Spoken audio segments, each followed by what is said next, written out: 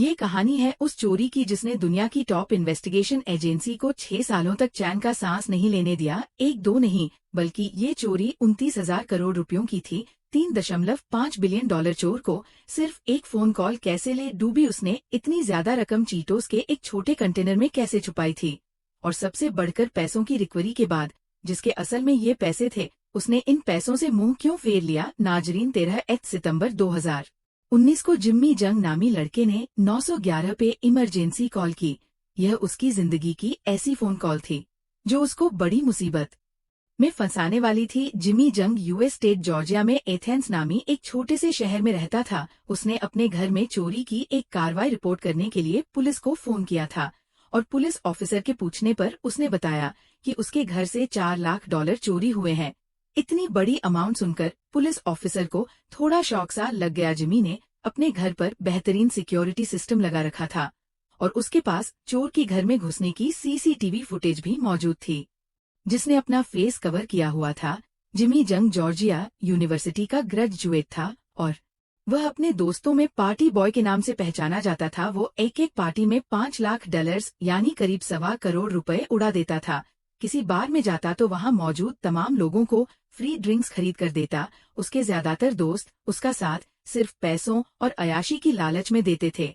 यहाँ तक कि अपनी फेवरेट फुटबॉल टीम का मैच देखने के लिए जिमी ने एक बार अपने दोस्तों को इकट्ठा किया और प्राइवेट जेट में उन सबको लॉस एंजलिस लेकर गया। तो कहने का मकसद सिर्फ इतना है कि जिमी के पास बहुत कम एज में ही इतना ज्यादा पैसा था जो शायद वो खुद भी संभाल नहीं पा रहा था। जब पुलिस उसके घर में हुई चोरी का पता लगाने में नाकाम रही तो उसने मार्टिनेली नामी एक प्राइवेट डिटेक्टिव को हायर कर लिया, क्योंकि जिमी के लाइफस्टाइल और फ्रेंड सर्कल से ऐसा मालूम होता था कि ये चोरी उसी के किसी दोस्त ने की है। इसी वजह से मार्टिनेली ने उसके केस को अच्छी तरह स्टडी करने के लिए जिमी की प्राइवेट लाइफ पर नजर दौड़ाई, जैसा कि उसके सोशल मीडिया अकाउंट्स और उसके बैंक अकाउंट्स की ट्रांजैक्शंस। ये प्राइवेट डिटेक्टिव भी परेशान थी कि इतनी कम एज में इतने ज्यादा खर्चे करने के पीछे जिमी का सोर्स ऑफ इनकम क्या है। जिमी सबको कहता था कि वह एक बिटकॉइन ट्रेडर और क्रिप्टो इन्वेस्टर है। पिछले कुछ सालों में बिटकॉइन की बढ़ती हुई प्राइसेस देखकर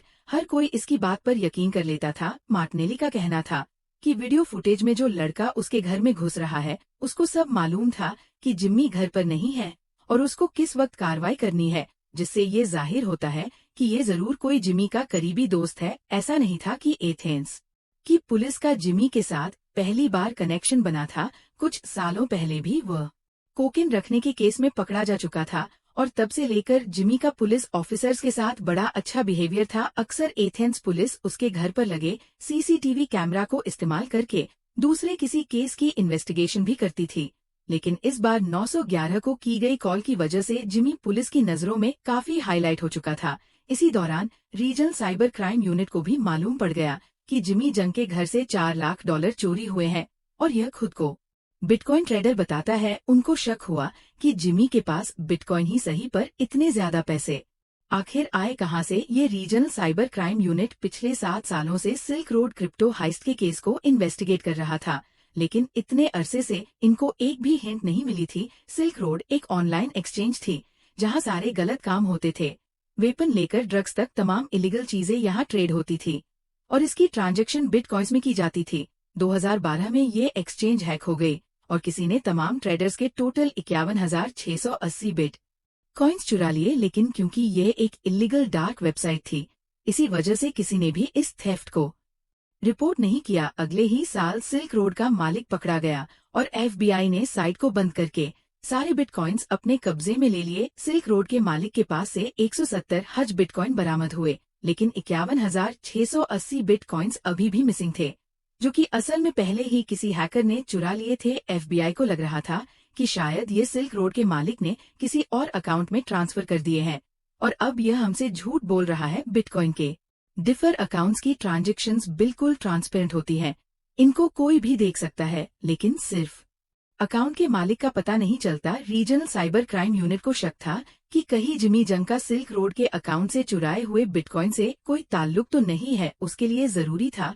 कि पहले ये पता लगाया जाए कि जिमी का बिटकॉइन एड्रेस क्या है। इस काम के लिए एथेंस पुलिस और रीजनल साइबर क्राइम यूनिट ने मिलकर जिमी से मिलने का प्लान बनाया, क्योंकि पुलिस ऑलरेडी उसके $4 लाख के केस पर इन्वेस्टिगेशन कर रही थी, इसीलिए ये मीटिंग जिमी के लिए बिल्कुल नॉर्मल थी। 3 प्लेन क्लोथ ऑफिसर्स ने बॉडी कैम के साथ जिम्मी के घर में एंट्री की। उन्होंने जिमी को ये यकीन दिलाया कि वह किसी और नहीं बल्कि उन $4 लाख की इन्वेस्टिगेशन के सिलसिले में आए हैं।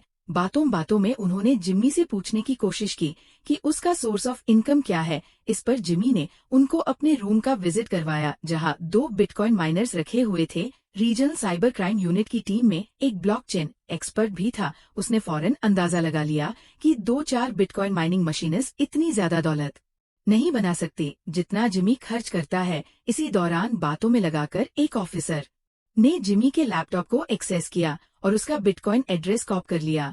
ये जिमी के बहुत सारे बिटकॉइन एड्रेसेस में से एक था, पर यह सिल्क रोड क्रिप्टो हाइस्ट से कनेक्शन जोड़ने के लिए काफी था। रीजनल साइबर क्राइम यूनिट का तीर बिल्कुल सही निशाने पर लगा था।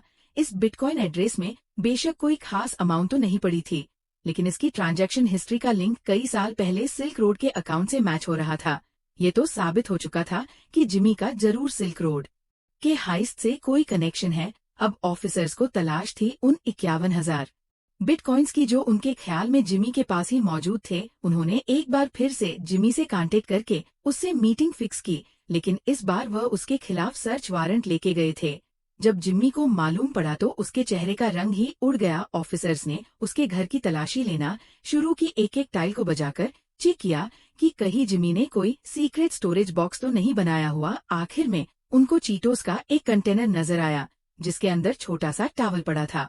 स्नैक्स के कंटेनर में टावल का पीस देखकर उनको शक हुआ तो उन्होंने उसको बाहर निकाला। उस टॉवल के नीचे उनको एक छोटी सी कंप्यूटर चिप पड़ी दिखाई दी। ये बिटकॉइन का हार्ड वॉलेट था, जिसमें 51,000 बिटकॉइन अभी भी मौजूद थे और 2020 में इनकी कीमत $3.5 बिलियन बनती थी।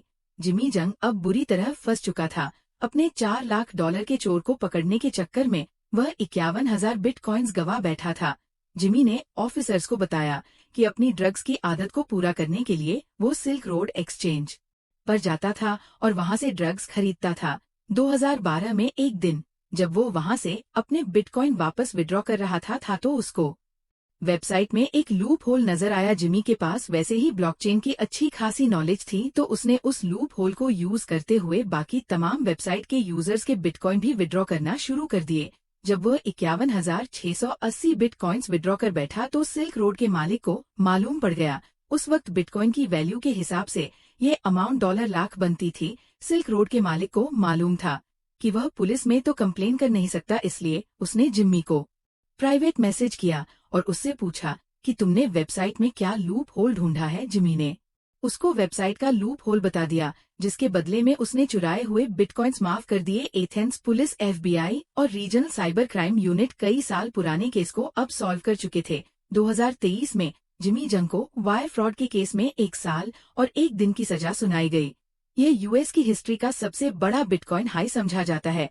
जिमी अगर उस दिन 911 को कॉल ना करता तो शायद आज वो अपने बिटकॉइन समेत आजाद घूम रहा होता, पर इस फोन कॉल ने जिमी को एक ही झटके में आसमान से जमीन पर ला गिराया। FBI ने सीज किए गए 51,000 बिटकॉइंस के असल मालिका के नाम एक नोटिस निकाला कि जिनका भी 2012 सिल्क रोड क्रिप्टो हाइस्ट में नुकसान हुआ था, वो सामने आकर अपने बिटकॉइन क्लेम कर ले। पर हैरत की बात यह थी कि एक भी आदमी सामने नहीं आया, क्योंकि सामने आने का मतलब है कि उसका सिल्क रोड पे अकाउंट था, और सिल्क रोड पे अकाउंट का एक ही मतलब है कि वह किसी न किसी क्रिमिनल एक्टिविटी में इवॉल्व था। आप लोगों के प्यार भरे कमेंट्स का बेहद शुक्रिया। मिलते हैं अगली शानदार वीडियो में।